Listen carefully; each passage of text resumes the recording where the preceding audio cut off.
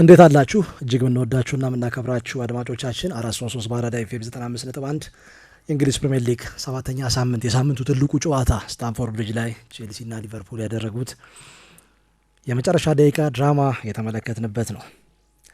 14ኛው ደቂቃ ሞይሴስ ካይሴዶ ከ35 ሜትር አካባቢ ባስቆጠራት ጎል ቼልሲ 1-0 መራ። ሁለተኛው አጋማሽ 63ኛው ደቂቃ ኮዲ ጋክፖ ያቻነቷን ጎል አስቆጠረ።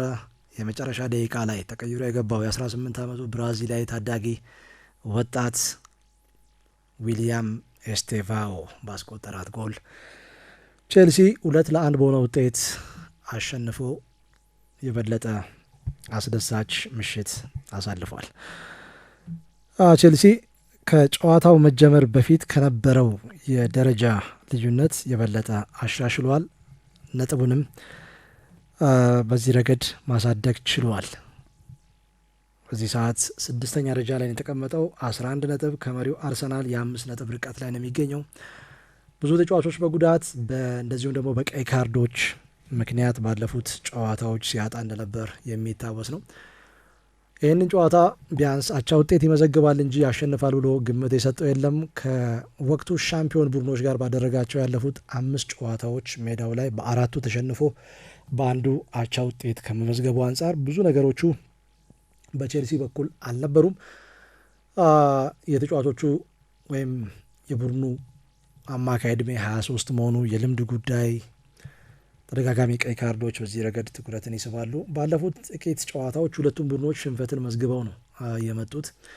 ባለፈው ሳምንት አርሰናል የሊቨርፑልን ውጤት አውቆ ሊቨርፑል በክሪስታል ፓላስ 2-1 በሆነ ውጤት ተሸንፎ ከዛ በኋላ ከሜዳ ውጪ በሴንት ጄምስስ ፓርክ 2-1 በሆነ ውጤት ያሸነፈበት ጨዋታ ነበር አርሰናል። በትላንትናው ጨዋታ ደግሞ የአርሰናልን ውጤት አይቶ ነው የገባው ሊቨርፑል። የጫና ስሜቱ ከፍ እንዳለ ጥያቄ የሚነሳበት ጉዳይ አይደለም። በመጀመሪያዎቹ 6 ጨዋታዎች ያሸነፈው ሊቨርፑል በሁሉም ውድድሮች ባለፉት 3 ጨዋታዎች ሽንፈትን መዝግበዋል። አሰልጣኝ አርነ ስሎት አሁን ከፍተኛ የጫና ስሜት ውስጥ እንደሚገቡ ጥያቄ የሚነሳበት ጉዳይ አይደለም። በተንታኝነት እንግዲህ አሰልጣኝ ሚሊዮን ጉግሳ ሚሊሻ በዚህ ጉዳይ ዙሪያ አንዳንድ ጉዳዮችን የሚያነሳ ይሆናል። የ6 ተጫዋች ቅያሬ አድርጎ የገባው ሊቨርፑል የ3 ተጫዋች ቅያሬ አድርጎ ከገባው ቼልሲ ጋር በሳምንቱ አጋማሽ አንደኛው ቤኔፊካን አሸንፏል፣ ሌላኛው በጋላታሳራይ ተሸንፏል። እና ጨዋታው እንዴት ነበር ሚልሽ? ያ ጥሩ እግር ኳስ ያየንበት ነው ማርክ። ምናልባት በቀጥታ ስርጭት የሰራ ነው ጨዋታም ይሄ ስለነበረ ብዙ ኳሊቲ ያየንበት ጨዋታ ነው። በጣም ብዙ ስልጠና ማለት የት እንደደረሰ ያየንበትም ጨዋታ ነው ማለት። የሁለቱ አሰልጣኞች ሜዳ ላይ የነበራቸው አክቲቪቲ በጣም ብዙ ተለዋዋጭ ነገር አሳይተውናል። ቦታ ሺፍት በማድረግ ታክቲክ በመለወጥ ለሚመጣባቸው ፈተና እግር በእግር ምላሽ እየሰጡ አንዳንዴ በተማክረው የቀየሩ እስኪመስል ድረስ ለአንደኛው ቅያሬ እዛው ምላሽ የሚሰጥ ቅያሬ፣ የቼልሲው ቅያሬ ሜዳ ሳይገባ የሊቨርፑል ቅያሬ ሲከተል፣ የሊቨርፑል ቅያሬ ሳይገባ የቼልሲው ቅያሬ ሲከተል ያየንበት አይነት ሆነ የቼዝ ጨዋታ ይመስላል። ጨዋታ ነው በትክክል። ከጨዋታው በፊት እንዳነሳው ማርክ ቼልሲ ጥሩ ጊዜ ያሳለፈ አይደለም። ሊጉ ገና ነው። አሁንም አንዳንድ ገና ትንሽ ሽንፈት ትልቅ ትችት ይዞ ሲመጣ አንድ ማሸነፍ ደግሞ ኦቨር አድናቆት ይዞ ሲመጣ እየተመለከትኩኝ ነው። በደረጃ ሰንጠረዡ ላይም መውጣትና መውረዱን እያየን ነው። ቅርብ ለቅርብ ስለሆነ ያንን እየተመለከተን ያለ ነውና ችግሮችን አሉ በኤንዞ ማሬስካ ቡድን በኩል በተደጋጋሚ ጨዋታዎች እየተመለከትናቸው ያለ ነው። ችግሮች በተለይ የመሪነት ችግር፣ የቡድኑ ወጣትነት ቅድም እንዳነሳው 23 ዓመት ገና አማካይ ዕድሜው ብዙ መሪ የለውም። ቼልሲ ባልተለመደ መልኩ ሪስ ጄምስ ነው እንግዲህ መሪ ተደርጎ ሪስ ጄምስ ነው የቡድኑ የመጀመሪያ ካፒቴን። ብዙ አመት ቡድኑ ላይ የቆየውም ተጫዋች ሪስ ጄምስ ነውና ብዙ የመሪነት ችግሮች ያሉበትና ወጣት ተጫዋቾች ይበዙበት ስኳድ ነው ያላቸው። ከስኳዱ ላይ ደግሞ ጉዳቶች በዝተውበታል። የበለጠ ስጋት የነበረው ከዛ ጋር በተያያዘ ነው። በትላንትናው ጨዋታ ብቻ እንኳን 2 የመሃል ተከላካዮች 2 የመጀመሪያ ምርጫቸው ያልሆኑ የመሃል ተከላካዮች ጆሽ አቺምፖንግና ቤኖ ባዲያሺል ጨዋታውን ጥሩ ጀምረው ነበር። በተለይ ባዲያሺል ጥሩ የግራ እግር ተጫዋች እንደሆነ የተመለከትንበት ከኋላ ለማስጀመር ፍጹም ምቹ ተጫዋች ነው ባዲያሺል። ዲሌ የሚያደርግበት መንገድ ትክክለኛ ፐርፌክት የሆነ ዲሌይንግ ነው የምንመለከትበት። ፓሶቹ በመስመሮች መካከል የሚያቀብላቸው ፓሶች በጣም ድንቅ ናቸው። ይሄ የሆነውን የሊቨርፑልን የመጀመሪያውን ላይን የሚቆርጥ አይነት በጣም ስኬታማ ፓሶች ነው ለጓደኞቹ ሲያደርግ የነበረው። ለመጀመሪያው ጎል መቆጠር የሱ ፓስ ትልቅ አስተዋጽኦ አድርጓል። ማርክ በጨዋታው እንደገና ሁለቱ ተጎርተውባቸው የሰጡት መፍትሄ የበለጠ ጨዋታውን እንዲያሸንፉ እድል የሰጣቸው ይመስለኛል። ኤንዞ ማሬስካ ማርክ ጥሩ ጎል ነው ያስቆጠረው። የቡድኑ 6 ቁጥር ሞሰስ ካይሴዶ ጎሉ በተቆጠረበት አጋጣሚ የኤንዞ ፈርናንዴዝ ከኳስ ውጭ ያደረገው ሞቢሊቲ በጣም ድንቅ ነበር። ማርክ የግራቨንበርግ የበለጠ ፖዚሽኑ እንዲስት የሚያደርግ ኳሱ ቀጥታ ኤንዞ ፈርናንዴዝን የሚመለከት አልነበርም። ልክ ከባዲያሺል ኳሱ የሄደው ወደ አማካይ ሆኖ ትናንት ጨዋታውን የጀመረው ማሎ ጉስቶ ነው ኳሱ የሄደውና እሱ ወደፊት ያደረገው ወደ ራሱ ሜዳ ኤንዞ ፈርናንዴዝ ያለ ኳስ ያደረገው ሩጫ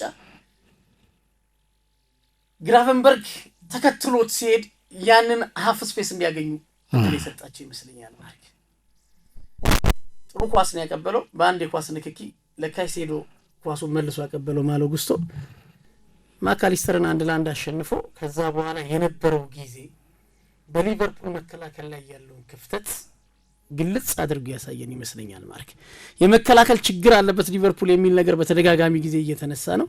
የዚህ ጎል የተቆጠረበት መንገድ ደግሞ ጥሩ ማሳያ ነው የሚል እምነት አለኝ።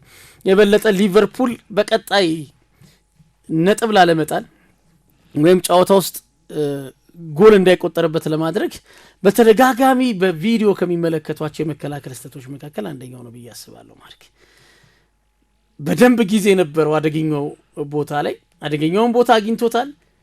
ከበቂ በላይ ጊዜ ሰጥተውታል ለካይሴዶ።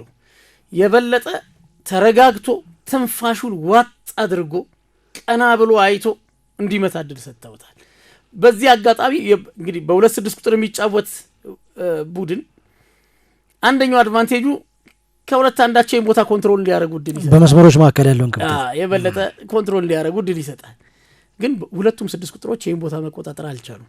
ባክፎሩ ደግሞ ከኋላ ያለው ባክፎር ቦታውን አለቀቅም። ማርክ ቫንዳይክም ሆነ ኢብራሂማ ኮናቴ ቦታቸው ላይ ነው ያሉት፣ ግን ወደ ኋላ እየሸሹ ነበር። ወደ ኋላ ማፈግፈግን ምርጫቸው አድርገው ፓስ ያደርጋል ብለው ካይሴዶ ፕሬዠር አልፈጠሩበትም። የበለጠ አንዳቸው ጫና ቢፈጥሩበት በዚህ ጥራት ኳሱን የሚመታበት አይነት እድል የሚያገኝ አይመስለኝም። ማርክ ተመቻችቶ ነው በደንብ ጊዜ ወስዶ ነው ኳሱን የመታውና ከሁለቱ አንዱ የማል ተከላካዮች ወደፊት ወደሱ ጠጋ ብለው በቀኝ እግሩ እንዳይጠቀም ወደ ግራ እግሩን እንዴት ማስገደድ እንቅስቃሴ ያደረገ ተጫዋች ስላልነበረ ብቸኛ የዚህ እንቅስቃሴ ብቸኛ አደገኛውን ሰው ጫና ውስጥ መክተት ነበረባቸው። ጫና ውስጥ አልከተቱትም። ስለዚህ ጎል ተቆጥሮባቸዋል። ከዛ በኋላ ሊቨርፑል ምላሽ ለመስጠት የሊቨርፑል ማጥቃት ብዙ ሲያድግ ያልተመለከተ ነው። ማለት የሚቆራረጡ ነበሩ እንቅስቃሴዎች የሚቆራረጡ ፓሶቹ ያለ ፕሬዠር የሚበላሹ ኳሶች ነበሩ። በመጀመሪያው አጋማሽ ፕሬሲንግ መቋቋም ተቸግሯቸው ነበር። የቼልሲ ፕሬሲንግ የበለጠ ራፋኤል ግራቨንበርግን ፕሬስ አድርጎታል። ኤንዞ ፈርናንዴዝ ወደፊት ተጠግቷል። የመጀመሪያው ላይን የነበረው ትጋት በጣም ጥሩ ነው። ሶስቱ የፊት መስመር ተጫዋቾች የፖርቹጋላዊ የመስመር አጥቂ ፔድሮ ኔቶ፣ ጆዋው ፔድሮ እና አሌሃንድሮ ጋርናቾ ሶስቱ ከኳስ ውጭ ሰራተኝነታቸው ድንቅ ነበር። ወደ እነሱ የበለጠ ጠጋ ብሎ ኤንዞ ፈርናንዴዝ 6 ቁጥሩን ጫና ውስጥ ይከታል። የመከላከል ጥሩ ግንዛቤ ያለው ማሎ ጉስቶ ወደፊት ይገፋል። በጣም ፕሬስ አድርገዋቸው ማማርዳሽቪሊ ሲጨንቀው ረዣዥም ኳሶችን ይጥላል። ብዙ ኳሶች የሚበላሹ ነበሩ። በትክክል ረዣዥም ኳሶች በእጁም በእግሩ መልሶ ማጥቃትን የበለጠ ገፍቶ ስለመጣ የቼልሲ መከላከል ከተከላካይ ጀርባ ያለውን ስፔስ ለማድረግ ሲሞክር ነበር። ውጤታማ መሆን አልቻለም። ሁለተኛው አጋማሽ ላይ ለውጥ ለማድረግ ወስነዋል አሰልጣኝ አርነ ስሎት። ለውጡ ማርክ ስጋት ነበረኝ ብራድሊ በመጀመሪያ አጋማሽ ቢጫ ካርድ አሊያንድሮ ጋርናቾ ፈትኖታል። ድሪቭል የሚያበዛ ተጫዋች ነው።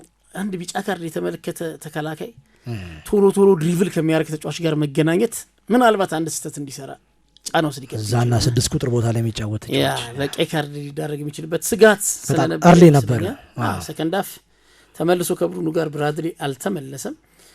ለውጥ ያደረጉት ፍሎሪያን ቪርትስን 10 ቁጥር ሊያስገቡና ሶቦስ ላይ ቀኝ ተከላካይ እንዲሆን ውሳኔ ያሳለፉ ማለት ፍሪምፖንግ ነበር እዛ ቦታ ላይ የሚጠበቀው። በተለይ እነዚህ አይነት ጨዋታዎች ለምን 45 ሚሊዮን ፓውንድ አወጡበት የሚያስብል አይነት ውሳኔ ነው የወሰኑት በተቃራኒው።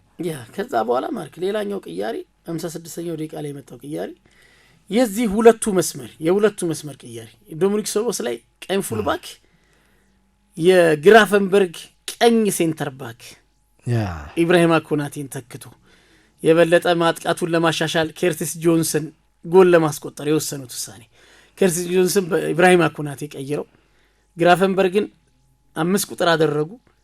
ከርቲስ ጆንስ የግራፈንበርግን ኃላፊነት ወሰደ። የበለጠ ማካሊስተር ወደ ኋላ ተስቦ እሱ የበለጠ ማጥቃቱን እንዲያግዝ ጥራት ያለው ተጫዋች ስለሆነ ያ ቅያሪያቸው ማርክ የጨዋታው ተርኒንግ ፖይንት ይመስለኛል። ሃይ ሪስክ ሃይ ሪዋርድ አሰልጣኝ ናቸው። አንዳንዴ ደግሞ ሃይ ሪስክ ዋጋ ሊያስከፍልም ይችላል። ሃይ ሪስክ ወሰዱ፣ ግን ጎል አስቆጠሩ። ማርክ ቀድሞ ጎል አስቆጠረዋል በውሳኔያቸው። ኮዲ ጋክፖ ጎል አስቆጠረ። ሊቨርፑል ወደ ጨዋታ የተመለሰ መሰለ እና ግን ከዛ በኋላ ያርንስሎ ውሳኔ ማርክ እያንዳንዱ የኤንዞ ማሬስካ ውሳኔዎች ማርክ ቢያንስ የዓለማችን ጀማሪ አሰልጣኞች ለ10 ደቂቃ ለኤንዞ ማሬስካ ቆሞ ማጨብጨብ ይጠበቅባቸው። ውሳኔዎቻቸው ድንቅ ነበር። 2 አስገዳጅ 3 ታክቲካል ቅያሪ ለአስገዳጅ ቅያሪ የወሰኑት ውሳኔ ጨዋታውን እንዲያሸንፉ አግዟቸዋል። የበለጠ ተከላካዩ ባዲያሽል ሲጎዳ ያሳለፉት ውሳኔ ማላጉስቶን ከአማካይ አወጡ፣ ወደ ቀኝ ፉልባክ አረጉ። ቀኝ ፉልባኩን ሬስ ጀምስን ሴንተር ባክ አረጉ። ከዛ ሌላ ተጫዋች ተጎዳባቸው፣ ጆሽ አቺፖንግ። እሱ ደግሞ ዮሬል ሃቶን ቀይሮ አስገቡ። ከዛ በፊት በሮሚዮ ላቪያ ነው ቅያሪ የሆነው። ሮሚዮ ላቪያ ነው ባዲያሽልን የቀየረው በጉዳት በአንዱ ባዲያሽል ቅያሪ ምክንያት 3 ቦታዎች ሜንቴን ተደርገዋል። ማርክ ሪስ ጄምስ የማል ተከላካይ ማሎ ጉስቶ ቀኝ ፉልባክ ሮሚዮ ላቪያ አማካይ ሁለተኛው 6 ቁጥር። የትኛውም አሰልጣኝ ከጉዳት ነጻ ቢሆንለት ሮሚዮ ላቪያ ከዓለማችን ቁጥር 1 ሌላኛው 6 ቁጥር ጋር ከካይሴዶ ጋር ተጣምሮ መጫወት ማየት እንኳን እጁ ላይ ያሉ አሰልጣኝ አይደለም የትኛውም የዓለም አሰልጣኝ የሚመኝ ይመስለኛል። ማርክ የበለጠ ኤንዞ ፈርናንዴዝን ወደፊት የገፋ ቅያሪ ነው። ኤንዞ ፈርናንዴዝ በጥልቀት 10 ቁጥር ሆነ። ከዛ በኋላ ማርክ ላቪያ እጅግ በጣም ለቡድኑ ተነሳሽነት እንዲኖር ኢቭን ከሜዳ ላይ አልፎ ደጋፊዎች ከጎናቸው እንዲቆሙ ሲያነሳሳ የነበረበት መንገድ ይሄ ረዥም ርቀት አካሎ የሚጫወት አማካይ ማግኘት በእግር ኳስ በጣም ትልቅ እድል ይመስለኛል። አንድ አሰልጣኝ ማርክ ከሳጥን ብዙ ሜዳ አካሎ ነው የሚጫወተው። ያለ ኳስ በጣም ጥሩ ነው። ከኳስ ጋር እጅግ በጣም ኳሊቲ ያለው ተጫዋች ነው። እኔ በጉዳት ምክንያት ቸልሲ ብቻ ሳይሆን ያጣው የኛም አይኖች ያጡት ይመስለኛል። ማርክ በጣም እጅግ በጣም ጥራት ያለው ተጫዋች ነው። 55ኛው ደቂቃ ላይ ተቀይሮ ነው የገባው። ሜዳ ላይ የነበረው አስተዋጽኦ ግን የ55 ቀን ነው የሚመስለው። በጣም ጥሩ ጊዜ እኔ ያሳለፉ የተጫዋች ቅያሬዎቻቸው የሁለቱም ቡድኖች የቦታ ሽፍት የተጫዋች ቦታ ሽፍት ያደረገ የታክቲክ ለውጥ ያደረጉ አይነት ቅያሬዎችን ያሳዩን። ከዛ በኋላ ሊቨርፑል ጎል ካስቆጠረ በኋላ ሌላ ኤንዞ ማሬስካን የሚያስደንቅ ብዙዎች ያልጠበቁትን ቅያሬ በአንድ ጊዜ 3 ወጣት ተጫዋቾችን ቀይሮ አስገባ። ማርክ ጌ፣ ዊሊያም ስቴቫው እና ጊተንስ የ21 ዓመት ማርክ ጌ የ21 ዓመት ተጫዋች እሱ ብቻ ነው ማርክ ከ20 ዓመት በላይ ተቀይረው ከገቡት ተጫዋቾች ሁለቱ ወጣት ተጫዋቾች ጊተንስ እና ስቴቫው። ማርክ ጌም 19 ዓመቱ 19 ዓመት ነው ማርክ። ጊተንስም 21 ዓመት ጊተንስ የ21 ዓመት ወጣት ነው። ስቴቫው 18 ዓመት ታዳጊ ነው ማርክ። ሶስቱንም በአንድ ጊዜ እኔ ያስገቧቸው ጥሩ ሲንቀሳቀሱ የነበሩትን ጃኦ ፔድሮ ኔቶና አሊያንድሮ ጋርናቾ ተከተው እንዲገቡ ያለ ኳስ ብዙ ሩጠዋል ማርክ እነዚህ ተጫዋቾች ቡድኑ ፕሬሲንግ ስለሆነ ይጫወት ነበር ተዳክመዋል ብዙ መልሶ ማጥቃት ነበረው ድካም ውስጥ ገብተው ስለዚህ ለዚህ የወሰኑት ውሳኔ ሶስት ወጣት ተጫዋቾችን በአንድ ጊዜ ወደ ሜዳ ቀይሮ ማስገባት ከዛ በኋላ የነበረው የቸልሲ ማጥቃት ቅድም ያነሳውልህ የአርነ ስሎት የተከላካይ ቅያሬ ውሳኔ ላይ ፈተናውን በትሩን አሳርፎበታል ማርክ ጀርባቸውን መከላከል ብዙ እንደ ተከላካይ መረዳት የቸገራቸው ተጫዋቾችን የተመለከተን ይመስለኛል ሁለቱ ዶሚኒክ ሶቦስላይና ግራቨንበርግ የቀኝ ሴንተር ባክ ነው የሆነው የቀኝ መስመር ተከላካይ ዶሚኒክ ሶቦስላይ ነው ሁለት ያለ ቦታቸው የሚጫወቱ ተጫዋቾች ጊተንስ ከነሱ ጀርባ ማርክ በተደጋጋሚ ጊዜ ሴንተር ያረጋል መጀመሪያ አካባቢ ማንንም ማያገኘው ነበር ኳሱን በተቃራኒ አቅጣጫ የመጨረሻው ደቂቃ ላይ ግን ውጤታማ ሆነዋል ጊተንስ ብቻ ሳይሆን ኩኩሪያ ከጀርባቸው ተደጋጋሚ ጊዜ የሚገርም ነበር ክፍተቱን እየተመለከተ ኤንዞ ፈርናንዴዝ ማርክ ከነሱ ጀርባ ገብቶ ብረት የገጨበት ኳስ በግንባር የገጨ ኳስ የሚታወስ ተደጋጋሚ ድሎች ከሁለቱ ባደራ ያን ቦታ ከተረከቡ ተጫዋቾች ጀርባ ያለ ሜዳ በትኩረት ሲያጠቁ ተመልክቻለሁ የቸልሲ ተጫዋቾች በምክንያት የሆነ ነው አሰልጣኝ ኤንዞ ማሬስካ የቡድኑ ደካማ ጎን ያ መሆኑን ተረድተው በተደጋጋሚ እዛ ቦታ ላይ ቡድናቸው ማጥቃቱን ትኩረት እንዲያደርግ ኢንስትራክሽን ሰጥተው የተገበረ ነው ብዬ ነው ማምነው በዶሚኒክ ሶቦስላይ እና ለሱ ቅርብ በሆነው ግራቨንበርግ ከሁለቱ ጀርባ የጨዋታው በጣም ተርኒንግ ፖይንት ይመስለኛል ሀፍ ስፔስ በቀላሉ የሚገኘው በትክክል የመጨረሻውም ውጤቱን የወሰነውን ጎል የተገኘው ከዛ መስመሩ ተቀጣይ በተነሳ ኳስ ኦቨርሎድ አረጓቸው እዛ ኦቨርሎድ አረጋቸው ኳሱን ኤንዞ ፈርናንዴዝ ጊተንስ ኩኮሪያ በትሪያንግል ቅርጽ ኳሱን እዛ ተቀባበሉና የበለጠ የሊቨርፑልን የመከላከል ትኩረት ወደዛ ወሰዱት ኤስቲቫዮ ትኩረት እንዳይደረግበት ጥራት ያለው ኳስ ነው ሴንተር ያደረገው ኩኮሪያ ጊዜውን ጠብቆ በትክክለኛው ቦታው የተገኘው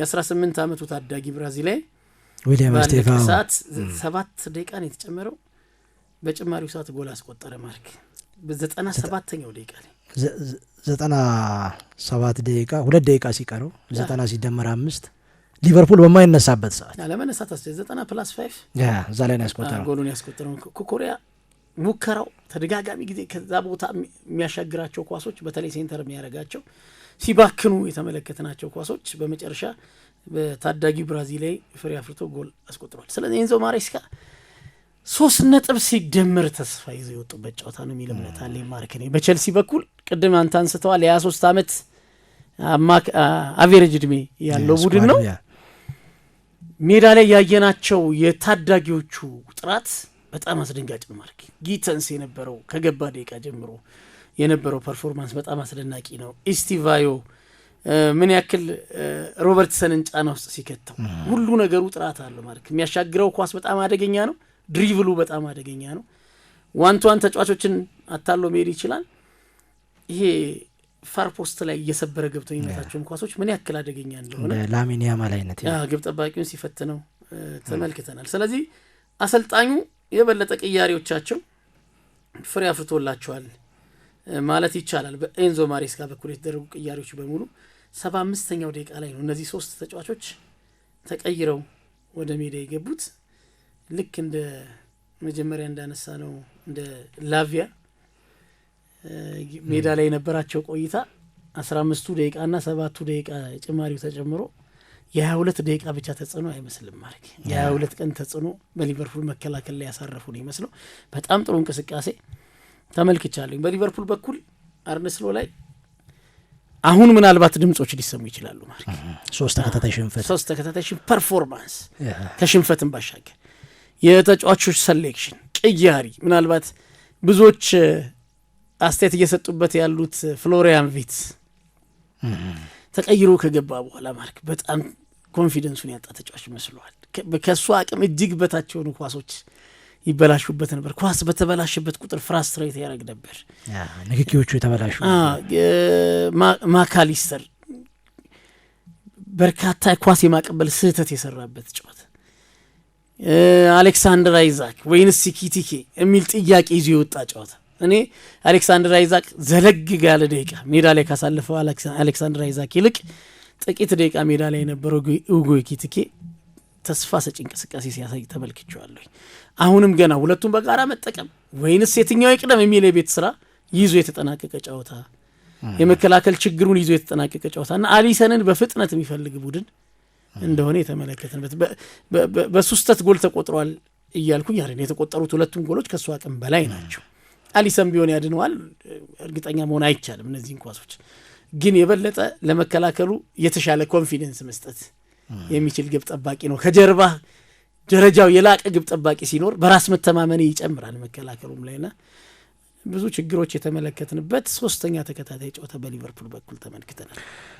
ሊቨርፑል እንግዲህ በመጨረሻዎቹ ደቂቃዎች በተቆጠሩበት ጎሎች በሁለት ተከታታይ ጨዋታዎች ሽንፈትን መዝግቧል። በሊጉ በ2025/26 የውድድር ዘመን በዚህ የውድድር ዘመን እንዲህ አይነት ልብ ሰባሪ የመጨረሻ ደቂቃ ጎል ያስተናገደው በርንሌይ ነበር። ሶስተኛው ሳምንት ብሩኖ ፈርናንዴዝ ያችን የፍጹም ቅጣት ምት ጎል 90+7 እንደዚሁም ደግሞ መሐመድ ሳላ በቀጣዩ ሳምንት 90+5 ላይ ጎል አስቆጥሮ እንግዲህ በቅደም ተከተል 3-2 እና 1-0 በሆነ ውጤት በርንሌይ ተሸንፏል በማንቸስተር ዩናይትድ እና በሊቨርፑል። ከዛ ውጪ ሊቨርፑል በስድስተኛው ሳምንት ወይም ባለፈው ሳምንት ኤዲ ኒኬቲያ 90+7 እንደዚሁም ዊሊያም ኤስቴቫኦ 90+5 ላይ ጎል አስቆጥረው እንግዲህ በክሪስታል ፓላስ 2-1 እንደዚሁም ደግሞ በቼልሲ በተመሳሳይ 2-1 በሆነ ውጤት የተሸነፈበት ጨዋታ ሆኗል። መሐመድ ሳላ እጅግ በጣም ደካማ ጊዜ ነበር ያሳለፈው። በአንድ ለአንድ ግንኙነት ምንም ማሸነፍ አልቻለም። ከዛ ውጪ ከፊቱ የሚያገኛቸውን ተጫዋቾች ማለፍ አልቻለም። ድሪብል እያደረገ ኢላማን የጠበቀ የጎል ማግባት ሙከራ ማድረግ አልቻለም። ጥቂት ንክኪ ነው ያደረገው፣ 35 የኳስ ንክኪ በ90 ደቂቃ ውስጥ እጅግ በጣም ዝቅተኛው የኳስ ንክኪ ነው። በዚህ ረገድ ከ2023 መጋቢት ወር በኋላ ለመጀመሪያ ጊዜ በሁለት ተከታታይ ጨዋታዎች በሊጉ ሽንፈትን መዝግቧል። በቦርንመዝ 1-0 እንደዚሁም ደግሞ በማንቸስተር ሲቲ 4-1 በሆነ ውጤት ተሸንፏል። ሊቨርፑል ጥሩ ሪከርድ አይደለም እያስመዘገበ ያለው። ኤስቴቫኦ እንግዲህ 95ኛው ደቂቃ ላይ ጎል ሲያስቆጥር ለመጀመሪያ ጊዜ ነው። ኮዲ ጋክፖ በ2025 የመጀመሪያ ጎሉን አስመዝግቧል። ከሜዳ ውጪ በተከናወነ ጨዋታ አንፊልድ ላይ 6 ጎሎች ነው ያሉት 2025 ከገባ በኋላ። እንደዚሁም ደግሞ ኮዲ ጋክፖ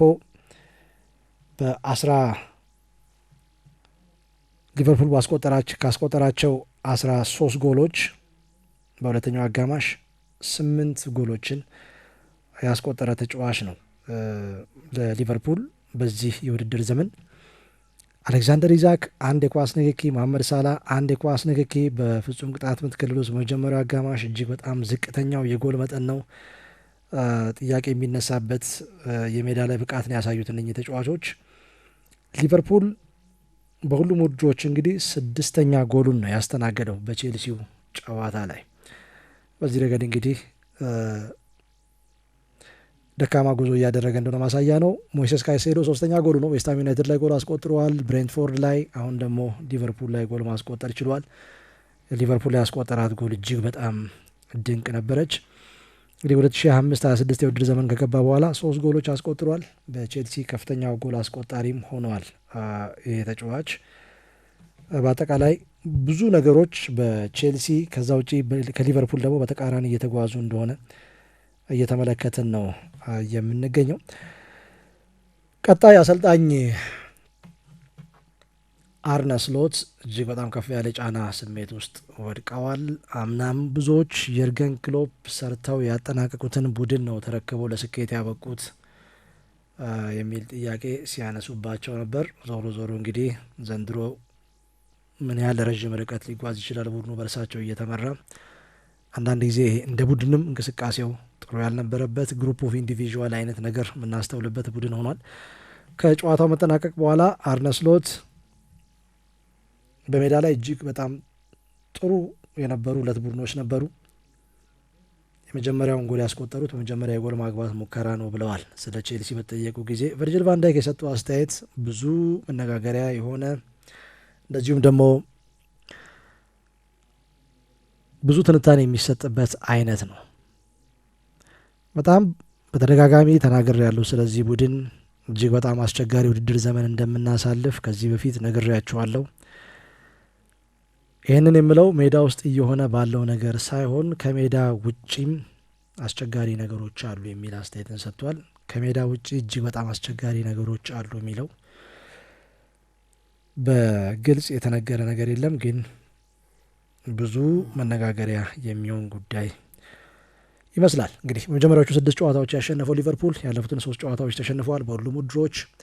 ቀጣይ ከማንቸስተር ዩናይትድ እንደዚሁም ደግሞ ተከታታይ ሌሎች ፈታኝ ጨዋታዎች አሉ ከሁለቱ የማንቸስተር ከተማ ቡድኖች ከሪያል ማድሪድ ጋር እንደዚሁም ከማንቸስተር ሲቲ ጋር የሚያደርገው ጨዋታ የበለጠ ፈታኝ ይሆናል ተብሎ ይጠበቃል። ሊቨርፑል እናንተስ ምን አስተያየት አላችሁ? የሊጉንም የሻምፒየንስ ሊጉንም ዋንጫ ያነሳል የተባለው ቡድን እንግዲህ አሁን ገና ጥቅምት ወር ላይ አስቸጋሪ ጊዜያትን እያሳለፈ ነው የሚገኘው። ምን ታዘባችሁ? ሀሳብ አስተያየት አድርሱን። እንዲህ አይነት መረጃ ይደርሳችሁ ዘንድ ሰብስክራይብ አድርጉ። የ433 ቤተሰብ ሁኑ። ስላዳመጣችሁን ሀሳብ አስተያየት ስለምትሰጡን ድክመታችንን ስለምትነግሩን ከልብ እናመሰግናለን። መልካም ጊዜ ይሆንላችሁ።